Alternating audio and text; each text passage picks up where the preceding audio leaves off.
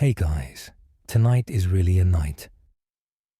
The air is still the kind that makes candle flames stand perfectly straight, as if even the breeze doesn't want to disturb the calm. Outside your window, the stars are scattered like coins tossed into a deep, velvet fountain. And tonight we're going to take those coins and buy ourselves a ticket back to the year 742, to the first breath of a boy who would grow up to shape Europe itself. You'll follow him through icy halls and torch-lit feasts, through whispered oaths and clashing swords. And yes, you probably won't survive this if you actually had to live through it. But luckily, you're tucked in under your blanket. If this story brings you peace, please like and subscribe to our channel. Settle down, listen carefully, and together, let's enjoy this tender tale that will help you drift off into the most delightful, restful sleep. You can even leave me a comment right now. Tell me where in the world you are and what time it is where you're listening. Or tell me how you're feeling, what's on your mind tonight. Sometimes just sharing it takes a little weight off your chest. As you lie there, let your mind grow soft and open, ready to wander through this gentle story until sleep finds you. You're standing in a great timber hall of the Frankish kingdom. It smells of wood smoke, tallow candles, and a faintly comforting hint of roasted boar. In the corner, a swaddled infant makes tiny noises, his breath puffing like a kitten's. His name is Charles, but history will insist on calling him Carolus Magnus Charlemagne Charles the Great. At this moment, though, there's nothing great about him. He is simply the son of Pepin the Short, a man whose nickname you can't help but notice would not win him any Instagram followers today. Pepin is king of the Franks, a realm that stretches across what will one day be France, Belgium, parts of Germany and beyond. His court is a restless mix of grizzled warriors, impatient nobles, and the occasional wandering monk who just wants to get to a monastery without being pulled into a political argument. You learn that being born royal is less like being born into privilege and more like being born into a game of high-stakes chess where everyone else already knows the rules. For young Charles, childhood is a training ground. Even before he's steady on his feet, he's being measured for the weight of destiny. Imagine your toddler years featuring less finger painting and more diplomatic handshakes. The Frankish court is a place of shifting alliances and constant low-grade paranoia. Today, a noble is your father's loyal supporter. Tomorrow, he's off pledging his sword to your rival cousin. Historians still argue whether this was simply the way politics worked, or if Pepin's court was especially cutthroat. The truth, probably both. When you're small in this world, you learn fast. Charles would have grown up with the clank of armor, as his lullaby Latin prayers, as his morning cartoons, and the ever-present smell of horse. Because if you can't ride, you can't rule. He's taught early to handle a sword, not because anyone expects him to fight as a boy, but because it's the physical embodiment of authority. A sword in hand says, I have the right to lead. Without one, you're just another tall guy in a tunic. In these early years, you can almost see him absorbing the patterns of leadership like a sponge. He watches Pepin deal with messengers from Rome, hearing words like alliance tribute and oath tossed around like everyone just naturally knows what they mean. He learns which nobles will lower their eyes when spoken to, and which ones will meet his gaze as if testing his mettle. He notices how a banquet can be as much a battlefield as any field of war, just with more wine and fewer arrows. And you, standing beside him, notice the undercurrent, a quiet understanding that this boy's life is not his own. One day the crown will sit on his head heavy and unrelenting. One day he will be the one deciding whether to march an army south toward the Lombards or send envoys to the Pope. But for now, he is a child in the golden half-light of the fire eyes, wide mind, already weighing possibilities. There's a little-known tidbit from these years that makes you smile. Charles had an uncanny ability to remember faces. It's said that even decades later, he could greet a nobleman he'd met only once in his youth by name, recalling the man's family, his holdings, even the quality of his wine. This was not just charming, it was political gold. A remembered name is a softened heart. Still, childhood is not without its odd moments. Picture him sneaking away from lessons to race along the fortress walls, peering down at the peasants bringing grain to market. Imagine him listening to a wandering bard singing of faraway lands and thinking, one day I'm going to see them for myself. Perhaps he didn't yet dream of an empire, but the horizon was already tugging at him. And you can't help but think, if the stars above this timber hall could speak, they'd whisper that the boy with the careful eyes and quick smile is destined to knit together a fractured continent. For now, though, he curls deeper under his furs, the hum of conversation fading into the soft crackle of the hearth. You turn your gaze back to the infant's peaceful face and almost laugh at the thought this tiny warm bundle will one day be called the father of Europe. You step forward in time, and the air feels different now, tenser, heavier, like the way a kitchen feels when two chefs are trying to cook in the same cramped space and both think they're the better one. Young Charles isn't alone in his royal journey. Standing beside him, sometimes literally, sometimes figuratively, is his younger brother Carloman. The two are sons of Pepin, and as Frankish tradition dictates, the kingdom doesn't pass to just one heir. Oh no, that would be too simple. Instead, it gets split. So here you are in 768, watching Pepin's funeral procession wind its way through a solemn crowd. The Frankish banners hang limp in the windless sky. Nobles stand in clusters muttering in low voices, weighing what this shift will mean for their lands, their influence, their survival.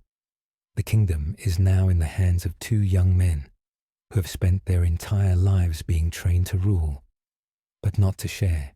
Historians still argue whether Charles and Carloman truly disliked each other, or if the tension was more about the awkward political structure that shoved them into rivalry. The evidence is patchy letters, chronicles, and those slightly biased court scribes who would absolutely get fired from modern journalism for lack of neutrality. At first, the brothers play along. The kingdom is divided. Charles takes the larger western portion, Carloman rules the smaller, but still valuable eastern part. On paper, it looks fine. In practice, well, imagine co-owning a coffee shop with someone you've spent your whole life competing against. Every decision is a tug of war. Should the beans come from Ethiopia or Colombia? Should you raise taxes on nobles or on merchants? Should you invade the Lombards this spring, or wait until you've both decided it's politically convenient? The friction is constant. One day, Charles is sending envoys to negotiate a marriage alliance. The next, Carloman is snubbing the deal just to prove he can. And you, caught in this royal sibling crossfire, can feel the strain humming through the court like a taut bowstring. Charles, ever the strategist, begins to cultivate his own support base. He surrounds himself with loyal warriors and advisors who know his mind, who understand that he's not content to simply keep his half of the kingdom ticking along. He's already thinking bigger. You watch him hosting banquets where the wine flows freely, but the real currency is whispered promises. One particularly quirky tidbit from these early co-rule years is that Charles and Carloman both maintain their own separate royal courts and sometimes try to outdo each other in lavishness. It was like the medieval version of sibling Instagram wars. Carloman throws a feast with roasted peacocks in their full plumage. Charles responds with an outdoor hunt, followed by an even bigger feast, complete with a bard singing his praises in 3 different languages. The Frankish people, of course, have opinions. In the villages around smoky hearths, you hear them weighing in like sports fans debating rival teams. Charles is the better warrior, one says. No, Carloman is the more pious ruler, says another. I don't care, says the blacksmith, as long as whoever's in charge keeps the road safe and doesn't raise the grain tax again. And yet, there are moments rare fleeting when the brothers manage to stand together. When threats loom large enough, they can unite. The memory of their father's reign still lingers. Perhaps they know that a divided kingdom invites danger. But these moments of unity never last long. Historians like to point out that both brothers were products of a world where kingship was as much about proving your right to rule as it was about actually ruling. The Frankish nobility didn't simply accept a king because his father had worn the crown. They wanted a leader who could win battles, negotiate with the Pope, and keep the nobility's privileges intact. In such a climate, even brothers become rivals.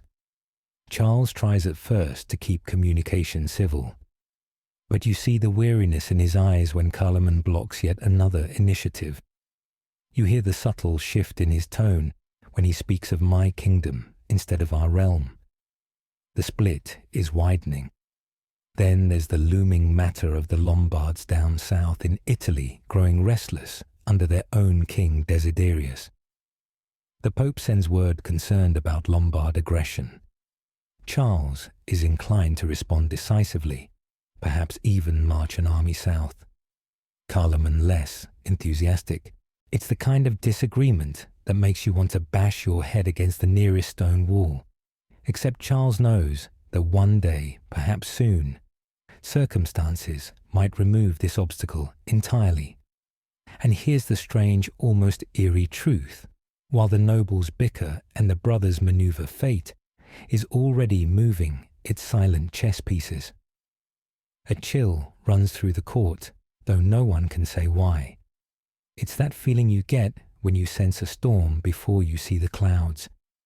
For now, the kingdom remains in 2 hands. 2 young kings, 2 separate courts, 2 visions for the future.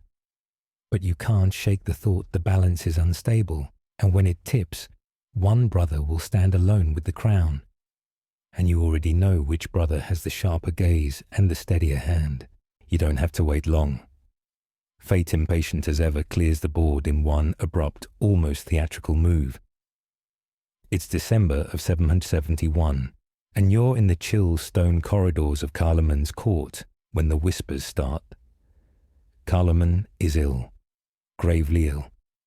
The kind of sick where no healer's charm, no monk's prayer, no hot broth laced with honey will turn the tide. You see the messengers moving quickly, but trying not to run their boots, slapping softly against the rush-covered floors. At first, the courtiers insist it's nothing, just a winter chill, perhaps a stubborn fever. But you've been around politics long enough to hear the tone beneath their words, resignation. And then almost before the kingdom has time to light enough candles for the vigil, Carloman is gone. 20 years younger than some nobles who still ride into battle every spring. And yet, his reign ends here abruptly, like a candle snuffed in the middle of a sentence. Historians still argue whether Carloman died of natural causes, or if something less wholesome took place, because in Frankish politics, sudden deaths often invite suspicion. The shock ripples through both courts. Nobles who were once firmly in Carloman's camp now stand at a crossroads. Do they hold out for Carloman's young son to inherit? Or do they bow to Charles, the surviving adult brother?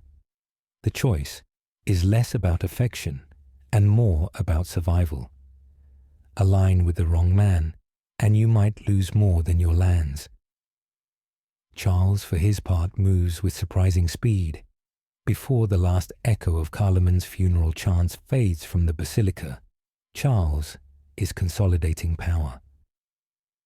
Messengers gallop through the frost-bitten countryside bearing his seal summoning Carloman's former vassals to pledge fealty to their new sole king.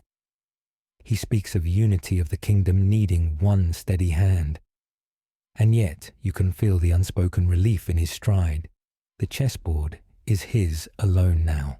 There's a quirky, almost human side to this moment that people rarely talk about Charles, despite the formality of the time is known to have worn practical, simple clothes in everyday life. Nothing too ostentatious unless ceremony demanded it. And as he steps into sole rule, he does not suddenly dress himself like a peacock. It's as if he's quietly signaling, I am here to work, not just to preen. Still, when the occasion demands, like the coronation as sole king of the Franks, he appears in full regal splendor, gold-embroidered cloak, jeweled sword crown gleaming in the winter light. And yet this transition is not without its hazards. Carloman's widow Gerberga flees with her sons to the Lombard court, in Italy seeking protection under King Desiderius.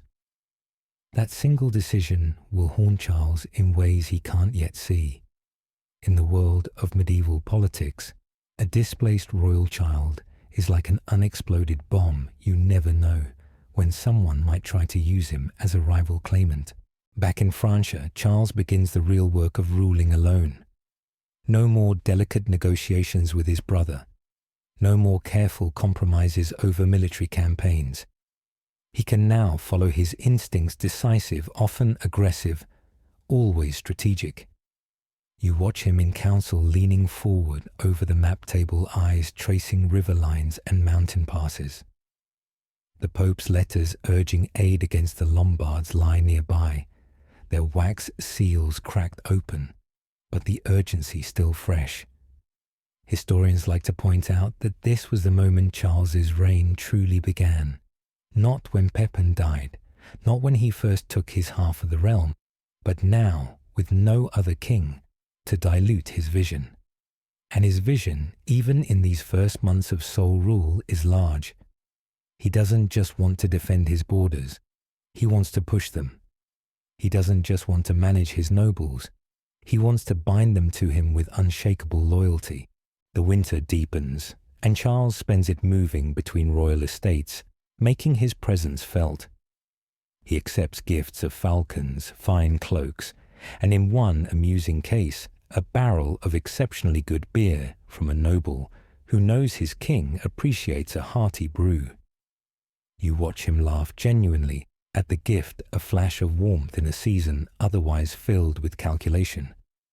But beneath that smile is the steel of a man who understands that unity must be secured quickly. Any pause, any sign of hesitation could invite rebellion. You see it in the way he rides out to meet wavering lords in person, greeting them not as a distant ruler, but as a leader who knows their names, their families, their grievances. That personal touch, rare among kings, wins hearts faster than any edict. By spring, the Franks know exactly who sits on the throne. Not just a king in name, but a ruler in truth. The nobles adjust their banners, the priests adjust their prayers, and the people in the markets adjust their gossip accordingly. Carloman is a fading memory. Charles is the living, breathing reality, and you can feel it. This is no longer a divided kingdom, awkwardly stitched together. This is the beginning of something else entirely, something that will stretch far beyond the borders of the old Frankish realm.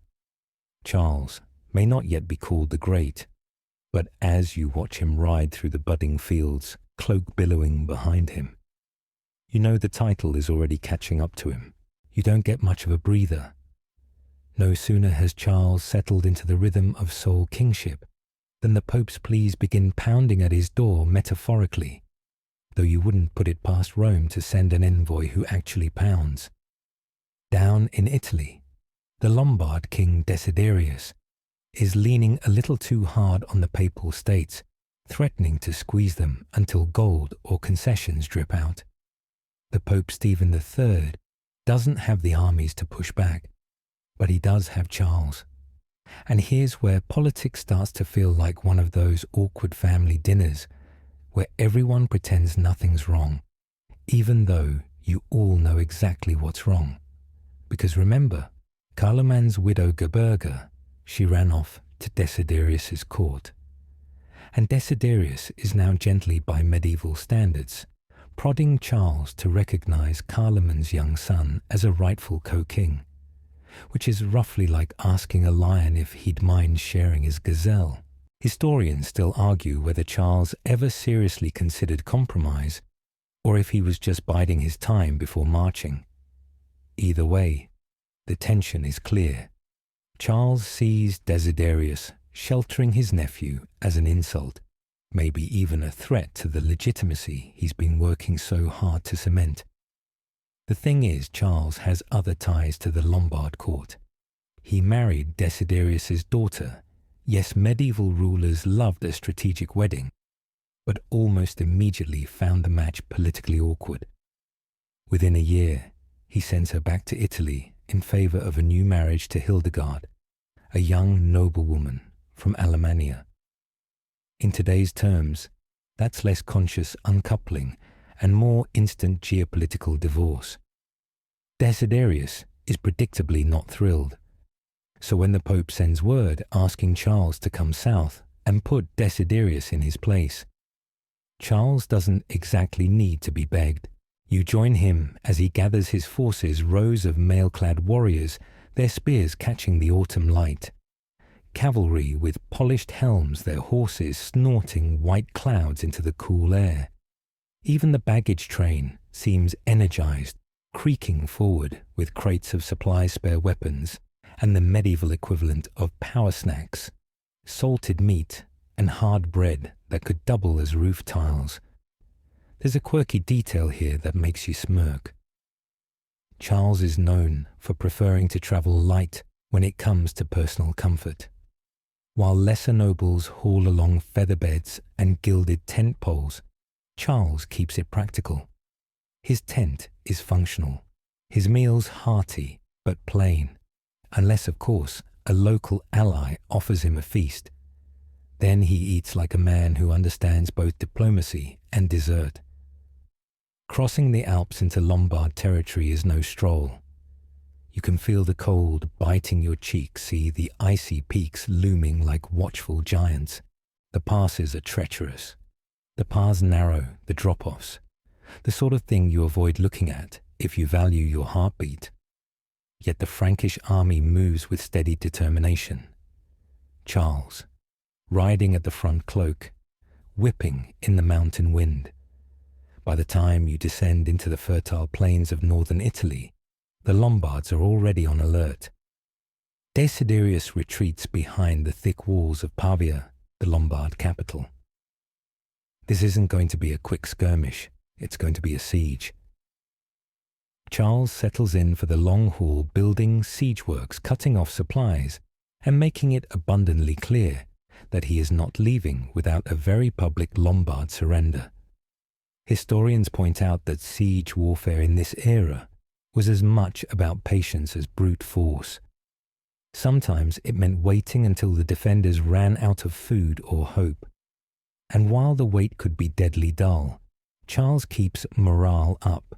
He inspects the troops, joins in planning sessions, and makes a point of being visible, because a king who disappears into his tent too often risks becoming just another rumor.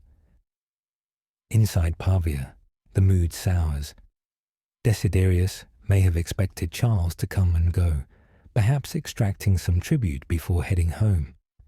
Instead, he's finding out that Charles has the stubbornness of a mule and the strategic focus of a chess master who's already thought 20 moves ahead. You can almost feel the city's will cracking as winter edges closer. Supplies dwindle, fires burn low. Desiderius, once confident, starts sending out messengers with more conciliatory tones. But Charles doesn't bite. Not until he's certain the Lombard king has no cards left to play. Finally, after months of encirclement, Pavia yields. Charles enters the city not as a looter, but as a ruler. Desiderius is captured and packed off to a monastery, a gentle exile by medieval standards, though it's doubtful the former king finds monastic life especially thrilling. It's a moment thick with symbolism.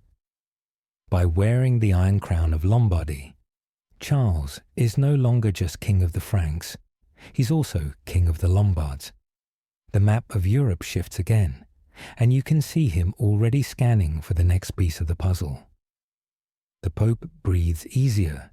The Lombard threat is broken, at least for now.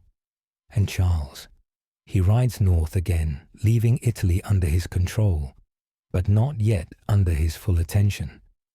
There will be other campaigns, other thrones to claim. But this one, this merging of sword and cross, sets the tone for the empire he's building. You're back on the road with Charles, and the dust of Italy hasn't even settled on your boots before you realize this man has no intention of slowing down. The Lombard crown, heavy and cold in his possession, is not a trophy to admire. In a quiet hall, it's a key to the next door. The Frankish banners flutter proudly over Pavia now, but Charles is already calculating how to weave this new prize into the broader tapestry of his power. The coronation as King of the Lombards is more than pomp.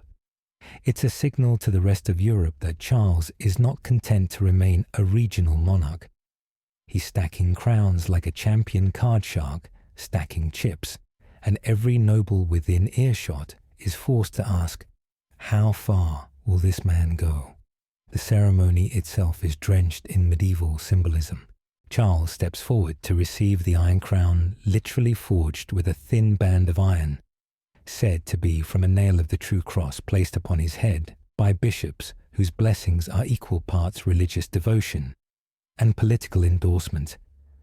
Trumpets sound, banners unfurl, and you're reminded that this is the medieval equivalent of a press conference, a public performance designed to reassure allies and intimidate rivals. But beyond the ceremonial grandeur, there's a practical challenge: ruling two kingdoms with distinct identities, customs, and loyalties. The Lombards have their own legal traditions, their own powerful families, and their own tendency to resist foreign control, especially from a tall Frank, with a deep voice and a stronger sword arm.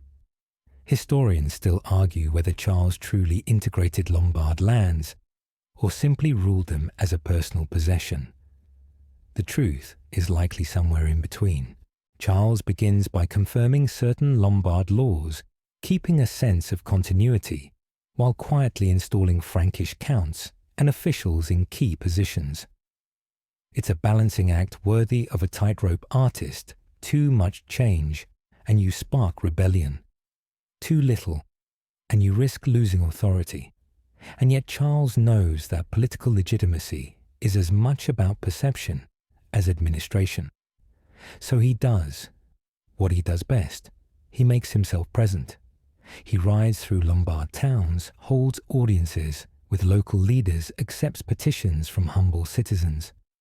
Sometimes he even eats at the same table as minor nobles, an act that both charms and disarms. It's a subtle reminder that while he may be the towering figure in the room, he's not above acknowledging others' importance when it suits him. There's a quirky little note about Charles that fits neatly into these tours. He's said to have spoken several languages, including Latin, though he never quite mastered writing. He would dictate letters, but rarely put pen to parchment himself. Imagine a man shaping the future of Europe, yet outsourcing the actual handwriting proof that even great rulers have their quirks. Still, the Lombard conquest isn't without lingering shadows. Desiderius's daughter Charles's former wife is now a humiliated figure in her father's downfall, and some Lombard nobles quietly grumble about the insult. And then there's Gerberga and her sons, the displaced heirs of Carloman, whose mere existence remains a political headache. Every time Charles takes a sip of wine at a feast, you half expect some messenger to appear with news of a fresh plot hatched in their name. Yet for all the potential trouble, Charles is playing a long game. He begins strengthening his ties to the Pope, reinforcing the idea that his military conquests are not merely acts of ambition, but divine service. After all, he came to Italy at the Pope's request. He protected the Papal States. He removed a king who defied the Holy See. The subtext is clear: opposing Charles is opposing God's chosen order. And while you stand in a candlelit chamber in Aachen, listening to these arguments, you realize something important. Charles is building a narrative as carefully as he builds his empire. This isn't just about armies and crowns. It's about convincing an entire continent that his reign is inevitable. There's an almost theatrical moment when Charles returns north and rides into a Frankish assembly wearing the Iron Crown, alongside his Frankish regalia. It's a visual proclamation: I am more than I was. And this is only the beginning. The nobles nod, some with genuine admiration, others with that wary look people get when they realize the person they're dealing with might be unstoppable. Meanwhile, his court begins to hum with a new kind of energy. Scholars, envoys, and opportunists from Italy drift north to join the Carolingian world. They bring with them stories of Roman law, relics of classical architecture, and of course, a steady supply of political gossip. Aachen becomes a place where the old and new mingle, Latin scrolls lying beside battle plans and prayers for the kingdom's unity, whispered alongside speculation about the next campaign. And there will be a next campaign, because if Charles has proven anything by now, it's that he doesn't collect crowns for the sake of their shine. He collects them because each one is a stepping stone. And from where you're standing, it's clear the road ahead is still very long, and Charles is just getting warmed up. You haven't even finished brushing the Italian dust off your cloak before the next war drums start. This time the sound doesn't come from sunny Lombardy, but from the cold, restless lands to the northeast Saxony. The Saxons have been a thorn in Frankish boots for generations, and Charles is about to begin what will become one of the longest, most grueling conflicts of his reign.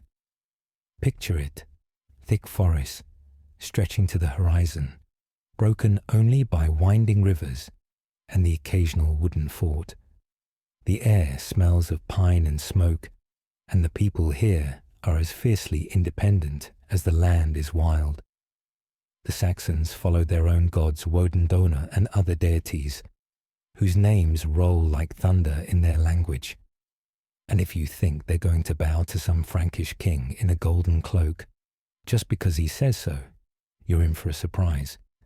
Historians still argue whether Charles's Saxon wars were primarily about religion or politics.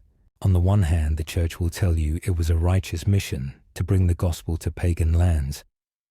On the other hand, seasoned generals will mutter that it was really about expanding Frankish control and securing vulnerable borders. The truth, as usual, is a messy blend of both holy ambition wrapped in the steel of conquest. You ride with Charles into Saxony for the first campaign, the autumn mist curling around the hooves of his cavalry. The Franks strike fast, hitting key fortifications and seizing the Irminsul, a massive sacred pillar central to Saxon worship. Charles orders it destroyed, a spiritual blow meant to crush resistance before it can spread. The clash between old gods and new faiths is no longer symbolic. It's swinging from actual axes. But here's where the Saxons prove they're not just another tribe to be subdued.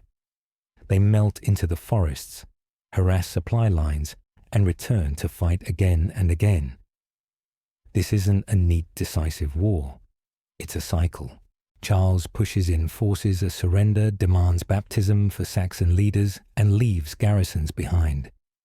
The moment he turns his back to deal with some other frontier, the Saxons rise again, like stubborn weeds in a garden. One quirky fact about these campaigns: Charles, despite being a man of monumental ambition, was known for holding long outdoor councils in the middle of campaigns. Not in a plush tent or a grand hall, just out there in the open with maps spread on a table and rain dripping down his cloak, hashing out the next moves with his commanders. It's as if he wanted the land itself to witness his planning. Each Saxon rebellion forces Charles to return, and each return grinds deeper into the land's defences. And it's not just a military grind, it's a psychological one. You watch him alternate between offers of peace and ruthless punishment. In some cases, captured leaders are baptized and released. In others, villages are burned to make a point. It's an exhausting dance of carrot and stick, and the Saxons prove maddeningly hard to pin down. The Pope, of course, cheers every step of Christianization. Baptisms are celebrated as victories equal to the capture of fortresses. But on cold nights in camp, you can sense that even Charles knows forced conversions don't always make lasting Christians. Some of these newly converted Saxons will be back in the forests the moment the Frankish army leaves their faith, to the old gods still burning quietly in their hearts. There's one particularly strange episode. You can't forget a Saxon chieftain who accepts baptism but insists on keeping his sacred beard untrimmed, claiming it's part of his warrior honor.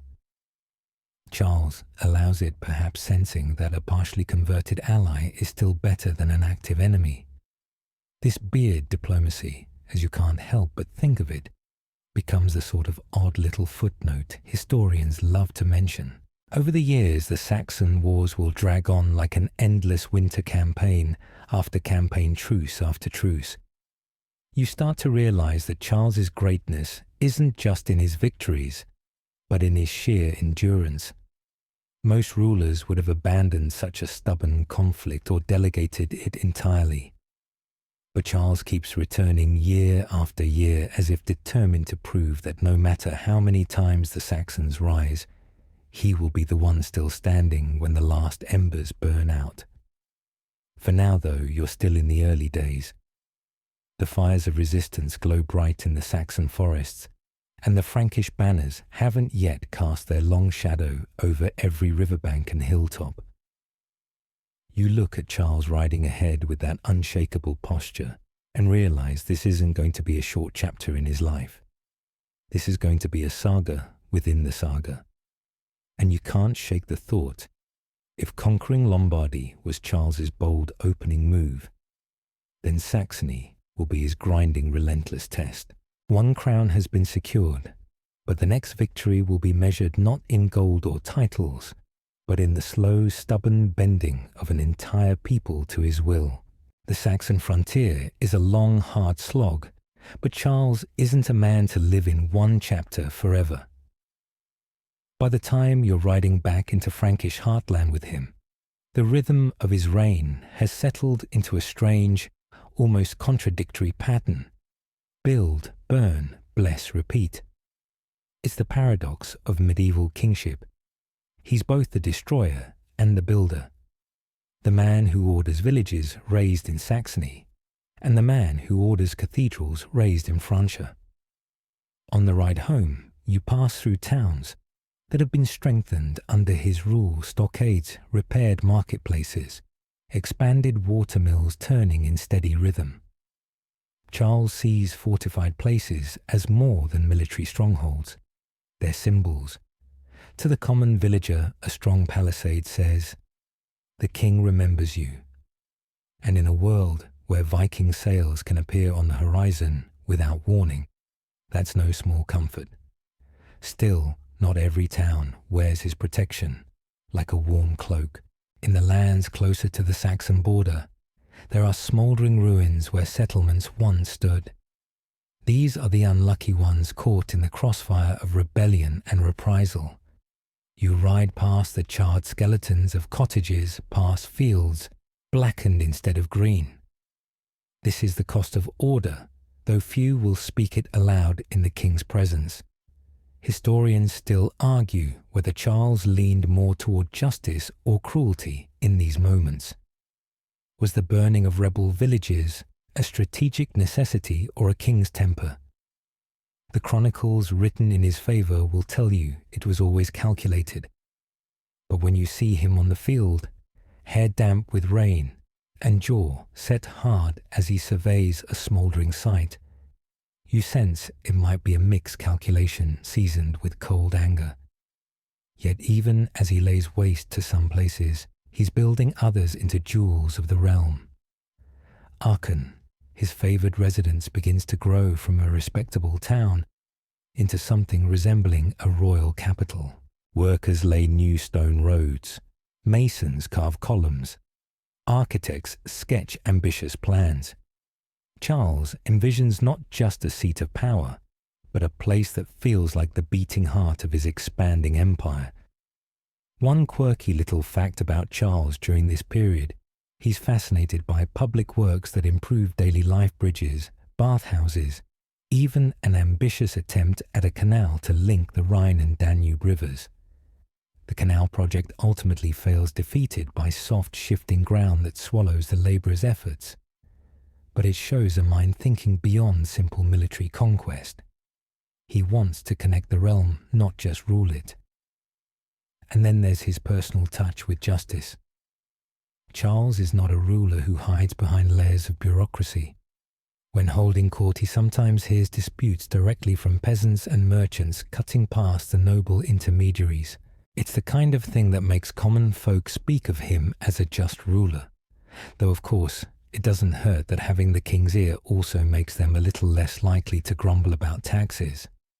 The church, ever his partner in this uneasy marriage of sword and cross, benefits richly from his building impulses. Monasteries are granted land, churches rise on new foundations. Bishops find themselves flush with royal favour if they prove both loyal and useful. The faith spreads not just by sermons but by stone and timber, by the slow building of institutions that will outlast the men who raise them. And yet the tension between his roles never fades. One day you watch him at a dedication of a new church, smiling as incense curls upward into the rafters, speaking warmly to the abbot about God's blessings on the land. The next day, he's approving a punitive raid into a rebellious valley, the kind that will leave homes in ashes. It's a jarring shift, and yet for Charles, it's all part of the same duty: to guard the realm, to shape it, to make it endure. There's a moment on the road back to Aachen when you pass through a village that has clearly benefited from his attention. Children chase chickens across tidy courtyards. The market bustles. A baker waves a flour-dusted hand at the passing king. Charles raises a hand in return, and the faces along the road light up not in fear but in recognition. That's the face of a man whose presence means safety here. In the quieter hours of the journey, you can almost hear the kingdom breathing around you. In some places, it breathes easily. In others, it wheezes through the smoke of burnt rafters. But everywhere the pulse of Charles's rule is felt. The contradictions aren't contradictions to him. They're the tools of a king who knows that sometimes you build by breaking, and sometimes you keep peace by wielding fire. And as you approach Aachen's gates with its growing towers and the hum of new construction rising in the distance, you know this is only the start of the building. The wars will continue. The Saxons will not yet rest. But in these moments, the realm itself feels as if it's knitting together under his restless, relentless hands. You step through the gates of Aachen, and the air itself feels different. It's warmer than the Saxon forests, scented faintly with wood smoke, beeswax, and the yeast of bread rising in the ovens. The town hums with the sound of hammers striking anvils, wagon wheels over cobblestone, and the low murmur of merchants bargaining in the square. This is not just another royal residence, it's becoming the royal residence. Charles has decided to make Aachen the heart of his world, and you can see why. Hot springs bubble nearby, promising comfort to weary bones. It It sits at a crossroads of Frankish lands, well placed for travel, north, south, east or west. And in Charles's mind, it's the perfect canvas for something greater, a city that reflects not just his power, but his vision. The center of it all will be the palace complex. You follow Charles as he walks through the building site, boots crunching on gravel cloak, flicking at his heels. The air is full of sawdust and shouted orders. Workers are raising stone walls, carving capitals for marble columns, setting foundations that will hold for centuries. The chapel, what will one day be the Palatine Chapel, is already taking shape, its octagonal design inspired by the grand churches of Ravenna and Rome. Historians still argue whether Charles truly intended Aachen to be a permanent capital, or if it simply grew into one through his long residence here. But standing beside him now, watching him sketch imaginary arches in the air with one hand, you know this is no accident. He's shaping his legacy in stone and mortar, and the palace is only half the story. Inside its halls, Charles gathers some of the brightest minds in Europe. From Italy comes Alcuin of York, the scholarly Englishman, whose keen intellect will shape education for generations.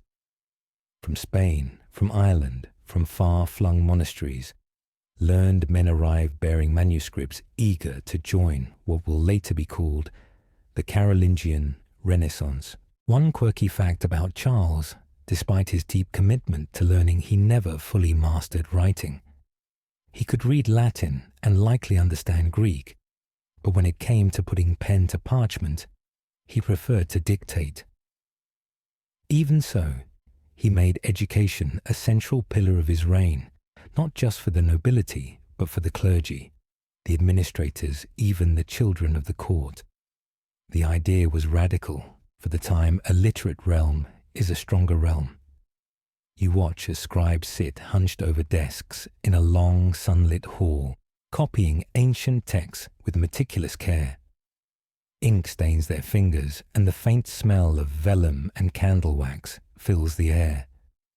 The works of Rome, of the church fathers, of poets and philosophers are being preserved, and in some cases corrected by these patient hands. The idea that knowledge is power isn't just a slogan here. It's the foundation of empire. Charles makes a point of attending lessons himself, not as a student exactly, but as a living example of the value he places on learning. He quizzes scholars over dinner debates, theological points with bishops, and sometimes tests visiting dignitaries with riddles or proverbs.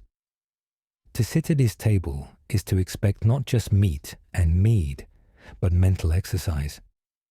And yet, for all the high-minded scholarship, Aachen is still a working royal court. Pages scurry through corridors carrying messages. Knights argue over military matters in the stables. Foreign envoys pace the outer halls waiting for an audience. It's an organism breathing and shifting with the seasons, feeding on the energy of a ruler who refuses to be idle. There's a charmingly human side to this court life. Charles is said to enjoy listening to epic poems, recited aloud stories of heroes and battles that keep the long winter nights at bay. Sometimes he even joins in the singing, his deep voice booming across the hall. And then there are the feasts, long tables groaning under roasted game-fresh bread and honey-sweetened wine, the air thick with the mingled scents of cooking meat and evergreen boughs. Still, as you sit beside the hearth one evening, you can't forget that all of this, the learning, the building, the feasting, is taking place under the shadow of Charles's unending campaigns. The Saxons are not yet subdued. Other frontiers still bristle with unrest. Aachen is both a sanctuary and a war council, a place where the next campaign is plotted even as scholars debate Aristotle in the next room. It strikes you that this is the essence of Charles's rule, the blending of the sword and the stylus, the fortress and the library. He is building an empire that conquers both the battlefield and the mind. And here in Aachen, You can almost hear the heartbeat of that vision, steady, strong, unrelenting. In Aachen's great hall, the firelight flickers across the carved beams, and you can feel the weight of a different kind of battle brewing, not one of swords and spears, but a family. Charles. The ruler may seem invincible on the field, but Charles the man has to navigate a web far trickier than any military campaign marage's heirs and the constant restless tide of court intrigue. His personal life is anything but simple. Marriages in this world aren't about romance. They're about politics, alliances, and the careful balancing of noble families' egos. Charles has already been wed and unwed in arrangements that would make a modern relationship counselor need a week-long vacation. Each union has a purpose, strengthening ties to Lombards Alemanni or other key factions. Each dissolution carries its own ripple of offence. And children, he has many. Sons destined for command daughters, whose marriages will bind vassals tighter to the throne. The court is full of young princes and princesses, and with them come competing ambitions. The question of inheritance, who will rule what when Charles is gone, is never far from anyone's mind. Historians still argue whether Charles had a clear succession plan, or whether he preferred to keep everyone guessing to maintain control. You see it at feasts. The way certain nobles gravitate toward one son, others toward another. How a casual comment over a goblet of wine might be a subtle jab at a rival branch of the family. Even the children themselves seem to sense the currents. One boy boasts about his hunting skill, another about his Latin reading, both offerings for their father's notice. Charles watches them all with that keen, weighing gaze. He's affectionate, yes, especially toward his daughters, whom he famously refuses to marry off too quickly, perhaps enjoying their presence in his household more than any political advantage their absence might bring. It's one of those quirks that both warms the heart and confounds his advisors, who grumble about missed opportunities for alliances. And then there are the wives past and present, whose stories weave in and out of the political tapestry. The noble Hildegard, young and intelligent, becomes a steady presence beside him for many years, bearing children who will shape the next generation. Her influence is subtle but real. You catch it in the way certain petitions find his ear in the occasional soft word during a council meeting. Yet domestic life in the royal court is never entirely domestic. The boundaries between family and politics blur until they're almost meaningless. A child's tutor might also be a political agent. A nursemaid might carry news between factions. A marriage proposal might come wrapped in the language of affection, but weighed entirely in acres and soldiers. One particularly curious moment you witness Charles strolling with his daughters in the palace gardens, laughing easily, a king entirely at ease. A noble approaches with a polite bow, only to be met with a suddenly formal Charles, who shifts the conversation to matters of land grants. It's like watching an actor slip between roles without missing a beat, father, monarch, negotiator, each mask fitting perfectly. Family fractures are inevitable. Not all sons live up to expectations. Not all alliances formed through marriage hold firm. Some unions sour into open disputes. And while Charles may handle these privately when possible, there are moments when family tension bursts into the open, forcing him to mediate or to choose. You can't help but feel that this is the campaign no chronicler fully records the daily work of holding together a dynasty, while also holding together an empire. Victories here are quieter than the taking of a city, but no less critical. One rebellious son or alienated noble could fracture years of work in a heartbeat. And so Charles moves through these chambers and corridors as carefully as he moves troops on a battlefield. He rewards loyalty with land tempers, ambition with responsibility, and occasionally lets a quarrel simmer just long enough for both sides to feel the need to reconcile. It's not kindness, it's strategy with a human face. Late one evening, as the candles burn low in Aachen, you see him seated alone at the long table, a scroll unrolled before him. It's a list not of enemy strongholds, but of family holdings, names and titles. He studies it as though it were a campaign map, because in a way it is. The empire he's building isn't just measured in castles and cities. It's woven through the bloodlines seated under this very roof. From the polished stone floors of Aachen, your view shifts sharply to the jagged ridges of the Pyrenees, where the wind tastes of iron and the sun burns white against the mountain snow. Charles's gaze has turned south toward the Iberian Peninsula, where the Moors, Muslim rulers of Al-Andalus, hold lands rich in trade culture and, unfortunately for Charles' strategic leverage. The plan is ambitious. In 778, Charles gathers an army to cross the mountains, linking with local leaders in northern Spain, who have pledged support in exchange for help against the Moors. It sounds good on parchment's swift advance, a few key sieges, a clear victory. But parchment doesn't groan under the weight of armor, or stumble on rocky passes, or bleed in the dust. Crossing the Pyrenees is no casual stroll. The passes are narrow and treacherous, the path zigzagging like a drunkard's walk. One slip, one rock slide, and a column could be lost. You ride with Charles as he urges the men on his voice steady, though the logistics are already showing cracks. The promised alliances prove slippery. Some local leaders hesitate, others outright renege, once the Frankish army is on the ground. Still, Charles pushes forward, striking into the Ebro Valley.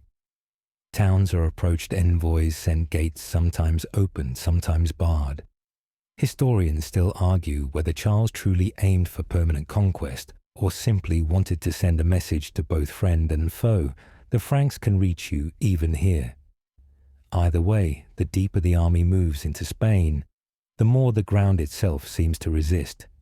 Supplies lag, morale dips, promised reinforcements don't appear. And then comes the retreat.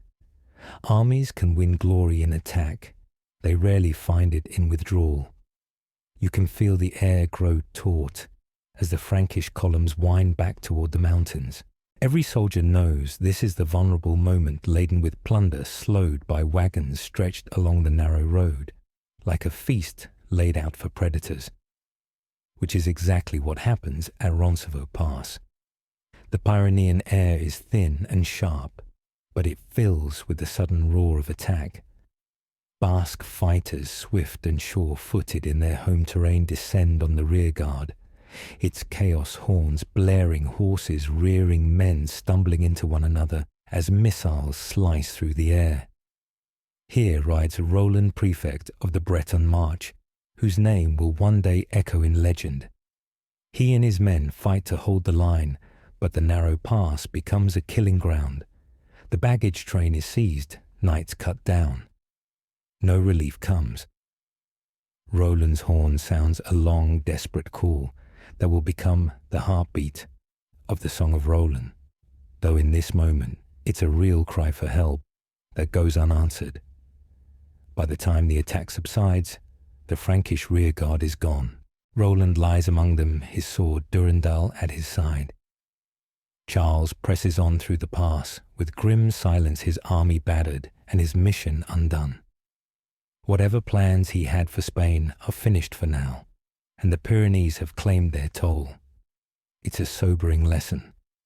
The campaign reveals the limits of even Charles's reach. Alliances must be chosen more carefully, supply lines secured more firmly, intelligence gathered with more rigor.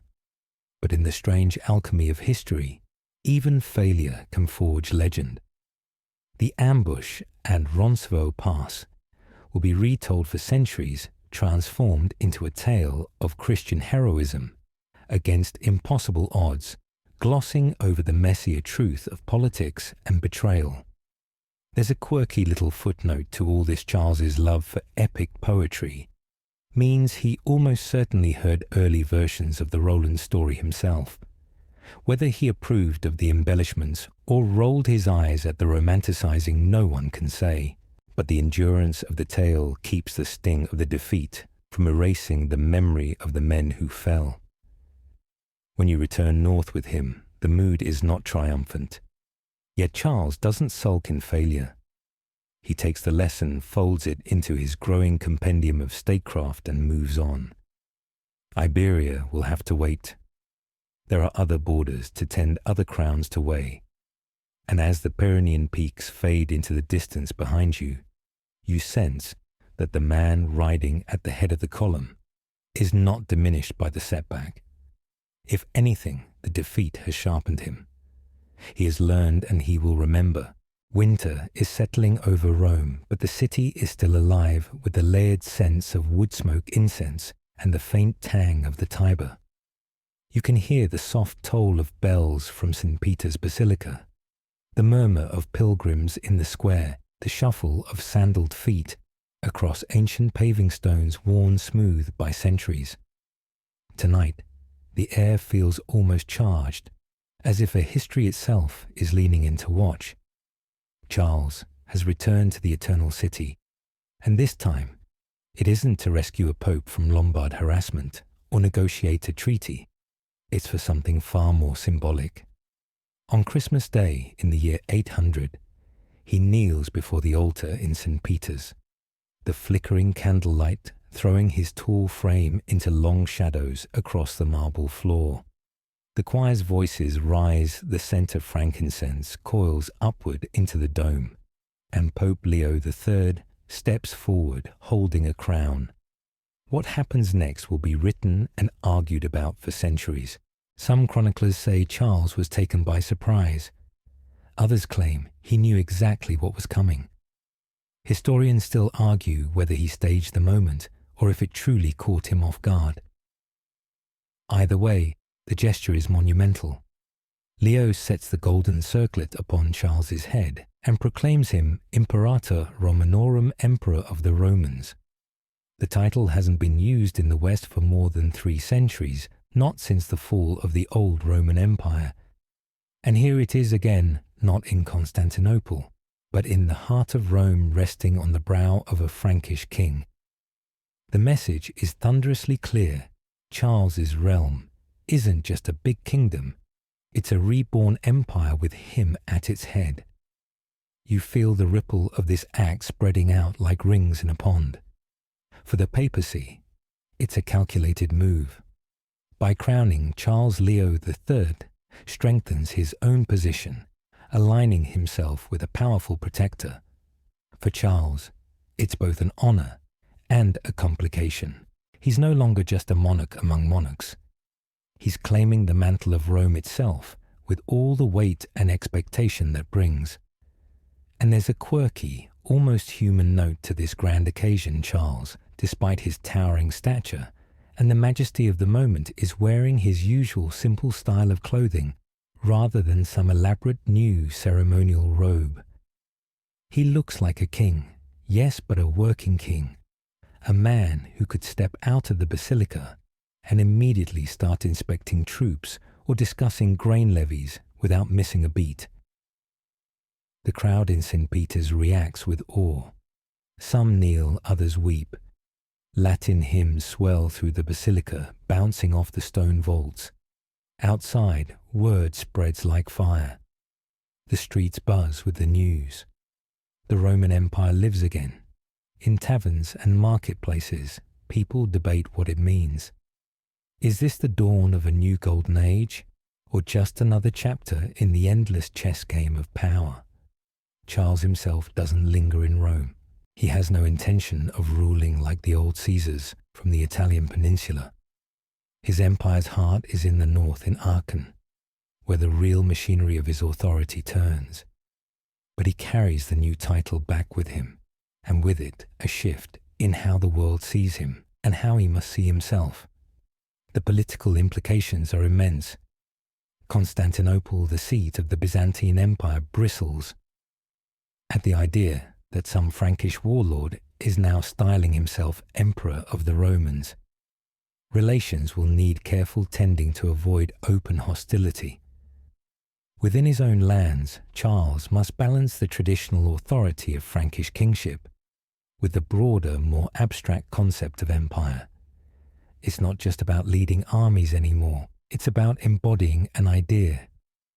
That night, as you sit by the fire in his lodging, the golden crown resting quietly on a table beside him, you catch him in a rare moment of stillness. His gaze is far away, as if he's measuring the distance between what he has achieved and what still lies ahead. The crown glitters in the firelight, not gaudy, but potent, a reminder that power is as much about perception as possession. It strikes you then, Charles may not have asked for this exact moment, but he understands it perfectly. He knows how to use it, how to weave it into the narrative of his reign.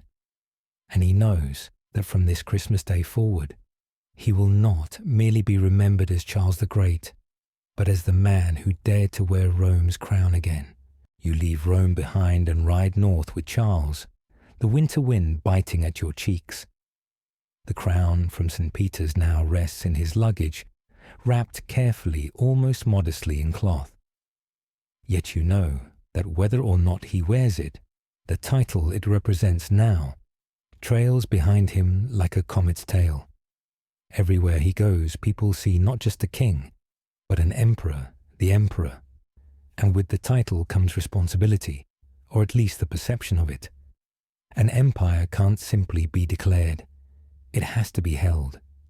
The borders of Charles's realm stretch from the cold shores of the North Sea to the warm fields of central Italy, from the Atlantic coast to the restless frontier along the Elbe. You can almost feel the strain in the air, a web pulled tight, each strand humming under the weight of expectation. The Frankish heartlands are loyal, but beyond them, that's where the trouble lives. The Saxons still bristle in the northeast. Slavic tribes test the eastern edges. In the south, old rivalries stir in Lombard towns that haven't quite accepted Frankish overlords. And to the west, the Pyrenees still stand like a jagged scar after the disaster at Roncevaux Pass. Historians still argue whether Charles's empire at this moment was truly unified, or simply a patchwork held together by his own relentless will. The evidence leans toward the latter, personal loyalty to Charles himself, not to some abstract empire, is what keeps the pieces from flying apart. Which means that every year he must be in motion, reminding each corner of the map exactly who wears the crown. And so you ride across the low, damp fields of Flanders, where the smell of salt marsh drifts inland from the sea, through the dense forests of Thuringia, where ravens wheel above the pines, and you keep one hand on your sword hilt. Down the Rhine, past vineyards clinging stubbornly to the slopes, their leaves browned and curled in the winter cold. Everywhere you go, Charles listens to grievances, grants favors, reminds allies why they are allies. In Aachen, when winter truly sets in, the court swells with visitors. Envoys arrive from across Europe bearing gifts and petitions. An abbot from a far-off monastery kneels to thank Charles for a land grant. A count from Burgundy seeks judgment in a boundary dispute. Traders from the east bring fine silks, fragrant spices, and strange coins stamped with foreign kings. Here's a quirky little fact: Charles keeps a mental catalogue of his visitors. He is said to have an extraordinary memory for faces, and if a man has come to his court before Charles, will greet him by name, perhaps even recalling a detail from their last meeting. For a ruler of such vast domains, this is more than courtesy, it's a form of power. To be remembered by the emperor is to be seen, and to be seen is to be bound more tightly to his cause. Still, the challenges never stop. Vikings begin to harry the northern coast with greater frequency. Their sleek longships slip up rivers like silver blades, raiding monasteries and villages before vanishing back into the sea. Charles responds by strengthening coastal defences, ordering watchtowers and fortified harbours. It's an early recognition of a threat that will haunt Europe for generations. In the east, he keeps pressing into Slavic territory, forging a chain of fortifications and alliances meant to shield the empire's flank. It's slow work and not without setbacks, but Charles has the patience of a man who knows he may not see the full fruits of his labour, only that they must be planted now. And yet, for all the movement and all the planning, Charles also understands the theatre of empire. When he travels, he does so with a visible retinue, banners snapping in the wind guards, in polished mail heralds announcing his arrival. It's not vanity. It's a reminder to every town and castle. This is the man who commands your loyalty, who can bring both protection and destruction. One evening in Aachen, as snow falls softly beyond the palace windows, you find Charles in the chapel. The light from 100 candles dances along the stone walls, and his voice joins the chant of the choir. It's a rare still moment in the endless churn of empire, and you realize that this quiet faith paired with relentless action is the rhythm of his reign. And you can't help but think an empire this wide may never truly be at peace, but under Charles, it moves with a single heartbeat. And for now, that heartbeat is strong. The weight of empire isn't just measured in the size of an army or the stretch of a border.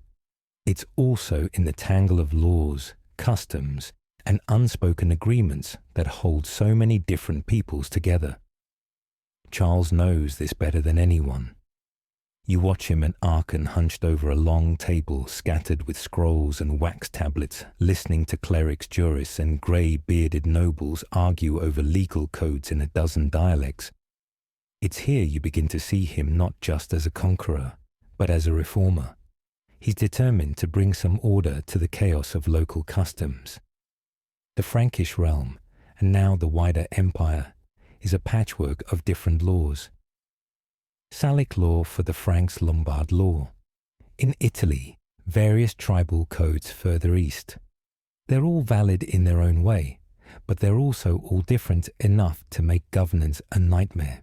Historians still argue whether Charles truly intended to create a unified legal code, or if his goal was simply to standardize certain elements for smoother administration. Either way, he begins issuing capitularies, royal decrees, that set rules on everything from military service to the proper conduct of clergy. One decree might dictate how many warriors a count must send to the king's army. Another might require bishops to ensure priests can read Latin properly. There's a quirky little note here. Charles, for all his formality in public decrees, often dictated them in plain, almost blunt language. They weren't wrapped in endless rhetorical flourishes like Roman edicts of old. Instead, they sounded like the clear instructions of a man who expects them to be carried out immediately. Weights and measures are another of his obsessions. Across the empire, merchants and markets use different systems, making trade a headache and taxation even worse. Charles orders a push toward uniformity, standard measures for grain-consistent coinage weights, even a push for more regulated minting of silver deniers. It's not glamorous work, but it makes the empire feel a little less like a loose collection of regions and more like a single organism. And then there's religion. For Charles, faith and law are intertwined. He sees himself as both guardian of the church and enforcer of moral order. He issues laws against pagan practices, especially in still restless Saxony, and strengthens requirements for church attendance and proper Christian observance. In his mind, unity of belief supports unity of rule. Of course, historians debate how effective this was. You can outlaw pagan festivals, but that doesn't mean they stop happening behind closed doors in the deep forests. Charles also focuses on education, not just for nobles, but for clergy and administrators. He orders schools to be set up at monasteries and cathedrals where boys can be taught reading, writing, arithmetic, and of course scripture.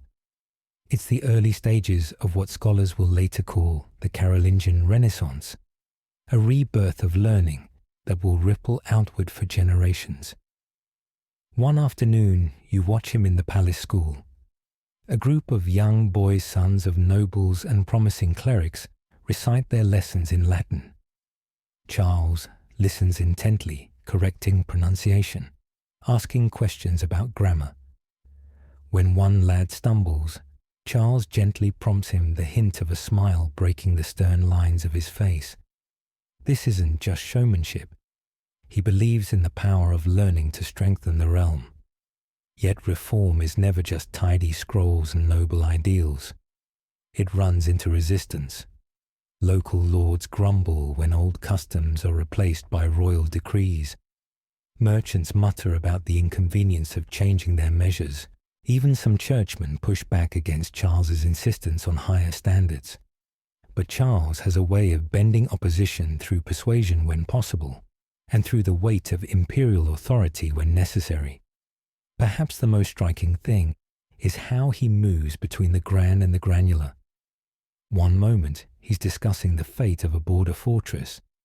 The next, he's deciding how many candles a church should keep burning on feast days. It's not micromanagement exactly. It's a conviction that every thread matters if you want the tapestry to hold. By the time you step back from the council chamber, the scope of it hits you. Charles isn't just ruling by the sword. He's laying down rules and rhythms that will outlast his own reign. Laws measures schools. These are the bones of a state that might survive even when the man himself is gone. And yet, as you glance at him, brow furrowed over a fresh decree, you sense he knows the truth. All these reforms are only as strong as the hands that enforce them. Which means, as always, the empire still depends utterly on him. In the grand echoing halls of Aachen, you see Charles, not as the armoured figure on horseback, but as a man moving through the rhythms of daily life. For all his titles and victories, his personal habits are strikingly straightforward, almost plain compared to the jeweled pomp you might expect from an emperor. He rises early, often before the sun, and begins the day with prayer. Not a rushed mutter on the way to council, but a deliberate, measured devotion. Then comes a simple breakfast bread, perhaps some roasted meat left from the previous night's feast, and watered wine. No delicate court pastries or gilded platters here. Charles likes his meals hearty and practical. He eats to sustain, not to impress. One quirky fact that always catches people off guard: he prefers wearing the traditional Frankish tunic and cloak, rather than Roman-style robes, even though he now bears the title Emperor of the Romans. In winter, he wraps himself in a thick wool mantle, fastened with a plain brooch. He's more concerned with warmth than with dazzling fashion, though on ceremonial occasions, he can still command a room in full regalia. Hunting is one of his great pleasures, and it serves more than one purpose. Out in the forests with his hounds, you see him truly relax well as much as a man like him can. The hunts are also a stage for politics. Invitations are carefully chosen alliances, reinforced over shared tracking of game disputes, softened with laughter around a campfire. He knows that a day in the saddle with the emperor is worth more than a month of formal petitions. His table manners, like much of his life, are deliberate without being fussy. He enjoys conversation during meals, often using feast to discuss policy, or quiz guests about far-off lands. And he has a sharp memory for details. Mention the price of salt in your province over dinner, and don't be surprised if he brings it up again weeks later in council. Charles is deeply attached to his children, especially his daughters, whom he famously keeps close, rather than marrying off hastily for political gain. The court gossips about it. Some call it sentiment, others strategy. Whatever the truth, the young women grow up under his protection, participating in court life, singing at gatherings, and joining him in religious festivals. His sons, meanwhile, are groomed for leadership, given command experience, and sent to represent him in distant provinces. You notice that he enjoys physical activity beyond the hunt. Swimming, riding, and even a bit of sword practice are part of his routine. For a man of his age and burdens, his stamina is impressive, and he takes pride in being able to keep pace with younger warriors. Historians still argue how much of this personal discipline is habit and how much is calculated image.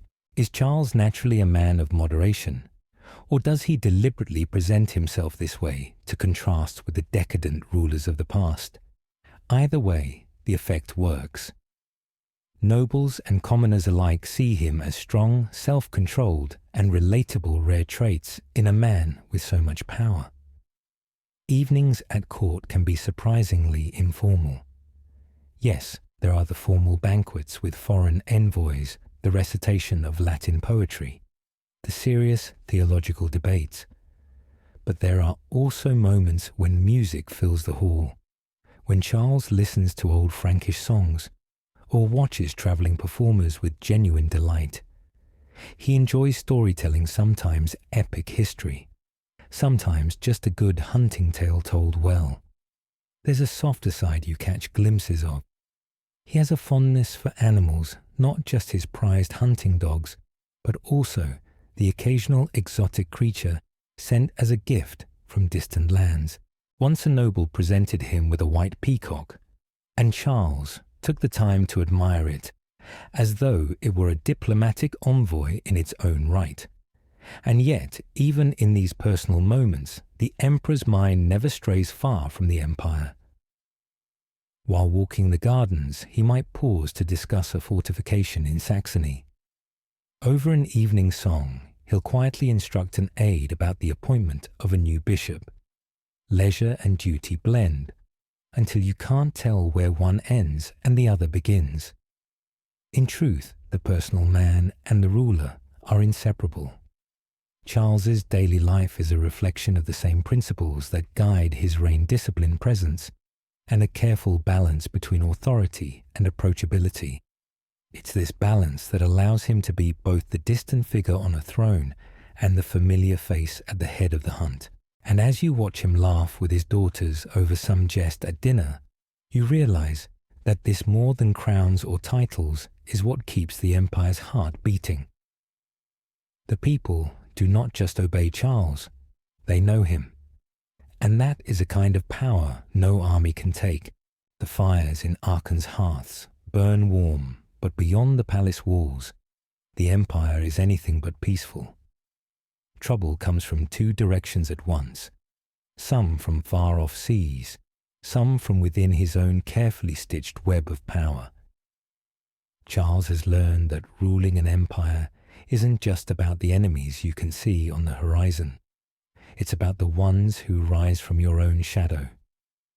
To the north and west, Viking longships slice through grey waves like silver-tipped arrows. They appear without warning along the coasts of Frisia-Aquitaine, and even farther inland where rivers run deep enough to carry their shallow draft hulls. The raids are swift and merciless: monasteries stripped of gold and manuscripts, villages burned, survivors scattered. The attackers vanish as quickly as they came, leaving smouldering ash in their wake. Historians still argue how seriously Charles took this threat at first. Some say he saw the Vikings as mere pirates and nuisance, rather than an existential danger. Others claim he recognized early on that these raids, if left unchecked, could bleed the empire dry. Whatever the truth, his response grows more organized over time: coastal watchtowers, fortified river mouths, and garrisons stationed at key points to respond at a moment's notice. And yet steel walls and sharp spears only deter those who fear them. The Vikings, bold and mobile, remain a constant thorn, forcing Charles to keep one eye on the sea even while dealing with unrest on land. Because inside the empire, rivalries and rebellions smoulder. Not every noble is content to bend the knee without question. In Aquitaine in Bavaria, and even among the Lombards, he conquered ambitious lords, test the edges of his patience. Sometimes it's open defiance, refusing to send the troops or taxes owed. Sometimes it's subtler, forming alliances through marriage that hint at the desire for greater independence. One particularly thorny case comes from Benevento in southern Italy. The Lombard prince there swears fealty to Charles, but behaves more like an independent ruler, shifting loyalties when it suits him. Charles sends envoys, then troops, making it clear that he's not in the habit of tolerating halfway obedience. Benevento bends for now, but the lesson is clear: distance breeds defiance. There's even danger closer to home. Some of the emperor's own kin brothers, cousins-in-laws, occasionally find themselves at odds with his policies. And family disputes in the Carolingian world aren't settled quietly over wine. They can tip into open confrontation. Charles treads carefully, knowing that punishing a blood relative too harshly can fracture noble support, but letting disloyalty slide can invite more of it. One quirky but telling example: when a certain noble attempts to skirt imperial taxes by claiming an exemption for his hunting dogs. Yes, his dogs Charles refuses outright. The emperor might smile at the absurdity, but the refusal is deadly serious. If he lets one man's dogs pass untaxed tomorrow, it will be another man's falcons, and soon the treasury bleeds dry. To counter both foreign and domestic threats, Charles leans heavily on personal presence. He rides out to inspect fortresses, to meet with reluctant vassals face to face, to make sure his authority is not just an idea whispered in distant halls, but a living, breathing fact. It's a strategy that works, though it means he is rarely still for long. And always the Saxons remain restless. Even after years of war, pockets of rebellion flare up like brush fires after a dry wind. Charles stamps them out with a mix of diplomacy and ruthless force. He offers peace to those who accept baptism and loyalty, but for the defiant, he makes examples sharp enough to echo through the forest for years. The weight of all this is visible in him now. The shoulders are as broad as ever, the gaze still steady. But you catch moments late at night after the council has dispersed, when he leans a little heavier on the table, as though the empire itself were pressing down on his frame. Yet even in those moments, you sense no thought of stepping back. For Charles, power is not just a prize. It's a duty, one he will bear as long as his strength holds. And if the storms battering the empire are growing stronger, then so too must the hand that holds the helm. The years press on, and the edges of the empire never seem to stop shifting. Even with silver hair showing at his temples, Charles still rides out to the frontiers, his cloak snapping in the wind like a banner. You might think that after decades of campaigns, he would be content to stay in Aachen, letting younger men carry the sword. But Charles has never been one to rule entirely from a chair. One of his last great pushes takes him eastward toward the restless lands along the Danube. There the Avars, fierce riders from the steppe, have long been both menace and mystery. They've raided Frankish territories before slipping back into their fortified rings of earth and timber, daring anyone to follow. Charles decides to break their power once and for all.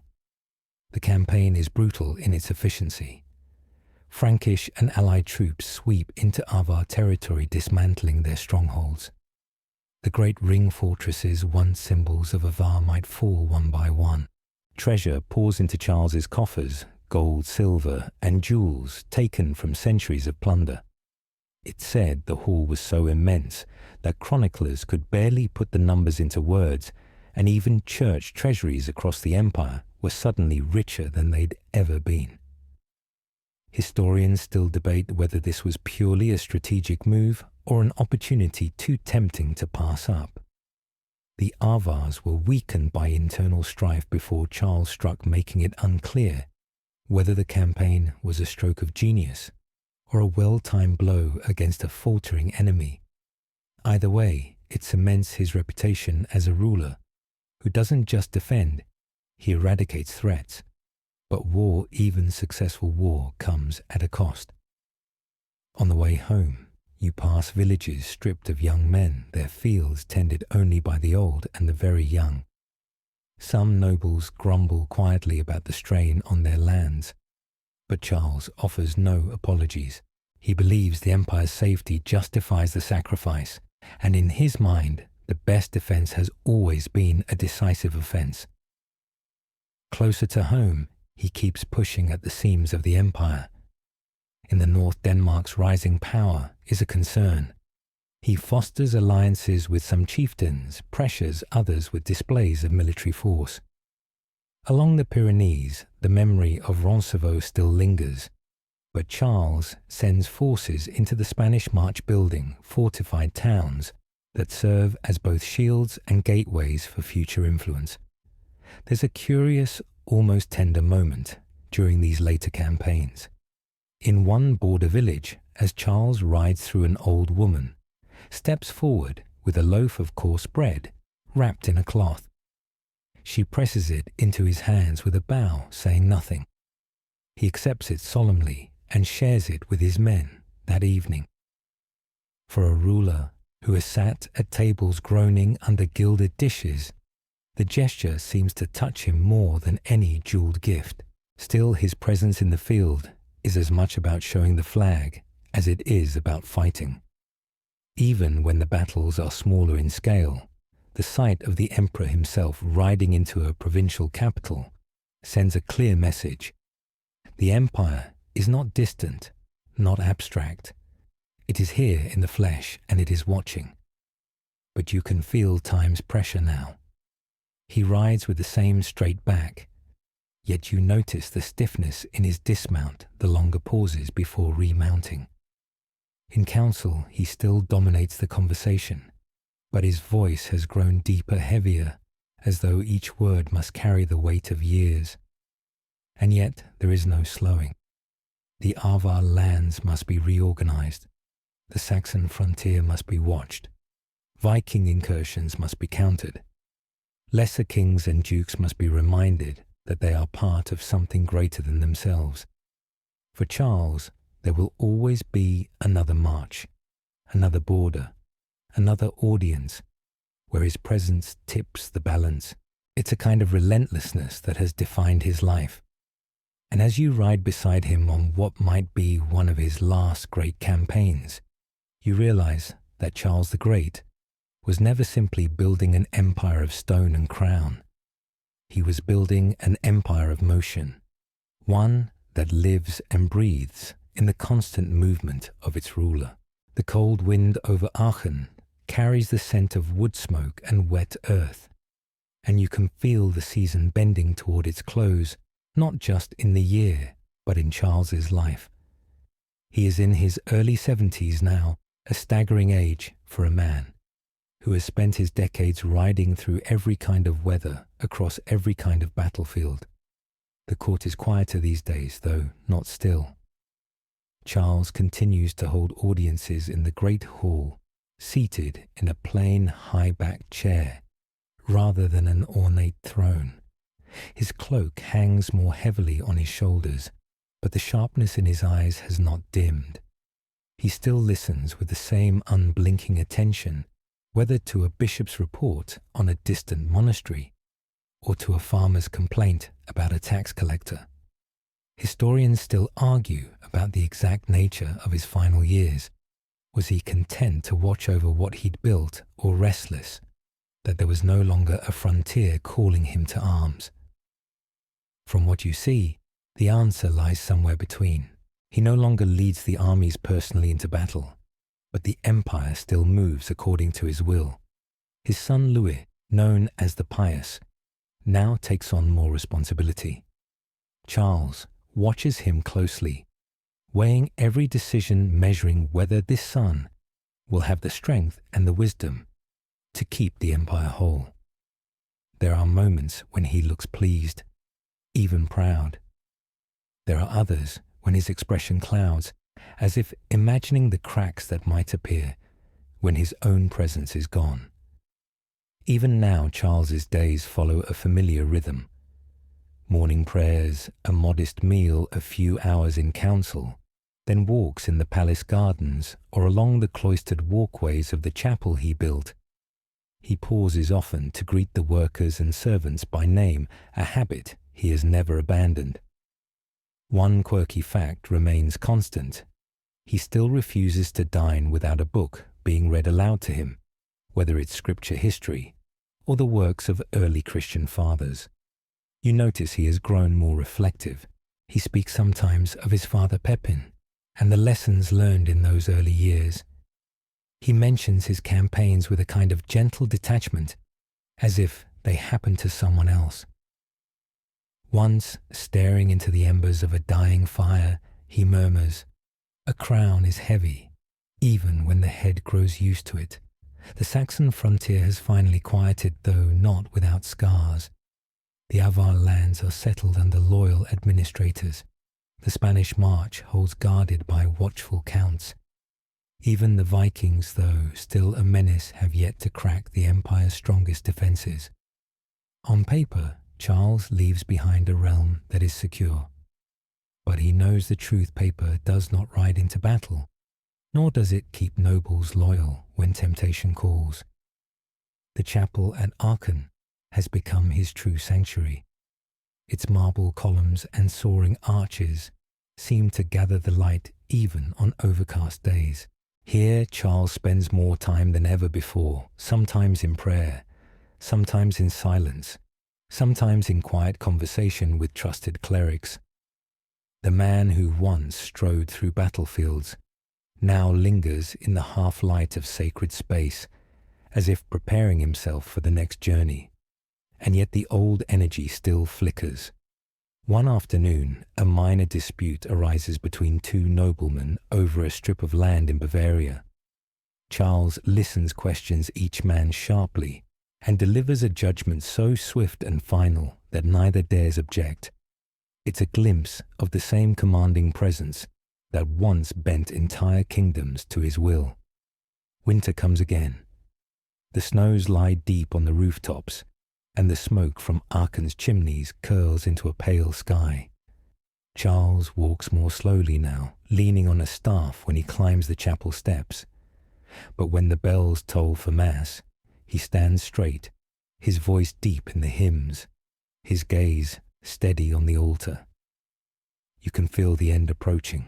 The empire holds its breath, as if the walls themselves know that the man who built them stone by stone, law by law, sword by sword, is nearing his last watch.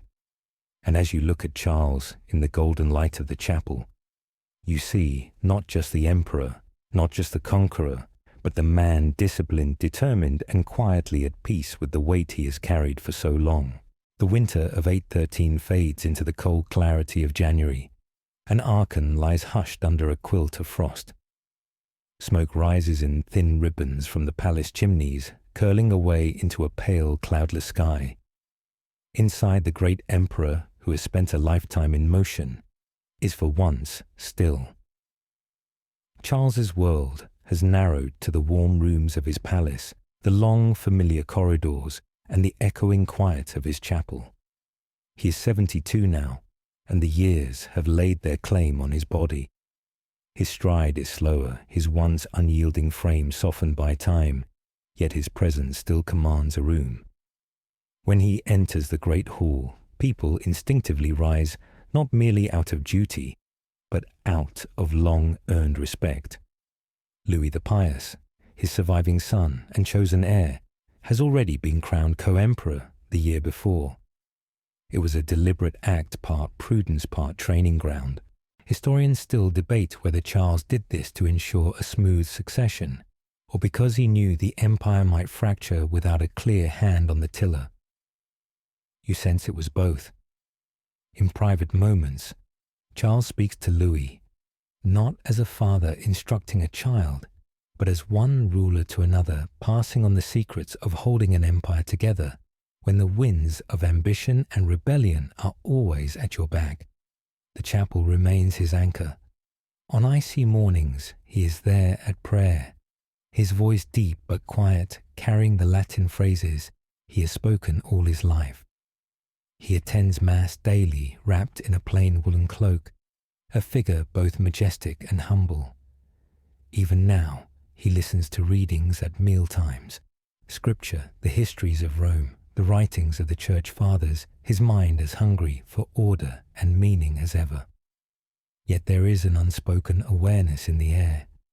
Servants walk a little softer. Courtiers glance more often in his direction. You notice him gazing longer at the young pages training in the yard, perhaps remembering himself in those early years when every horizon beckoned. In late January 814, he falls ill. The fever comes suddenly, and though he greets it with the same stoic calm he is shown in every campaign, there is no rally this time. He refuses lavish remedies, eating little more than broth and sipping water.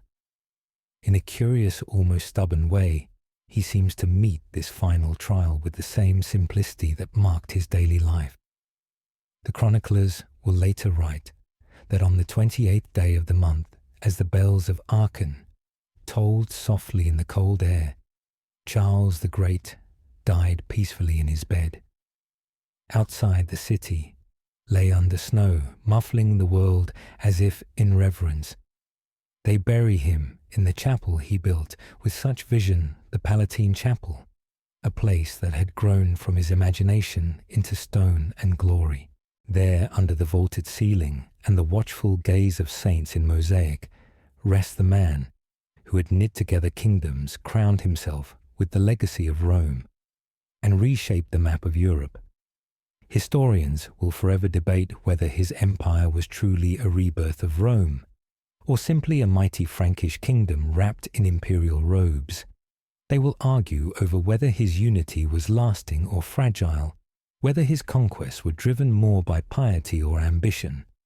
But standing in that chapel, you know what the people of his own time believed, that Charles had been chosen for greatness, and that in his reign they had glimpsed the possibility of order in a fractured world. And so, the long life of Charles the Great, warrior, lawgiver, patron of learning, protector of the Church, comes to its quiet close.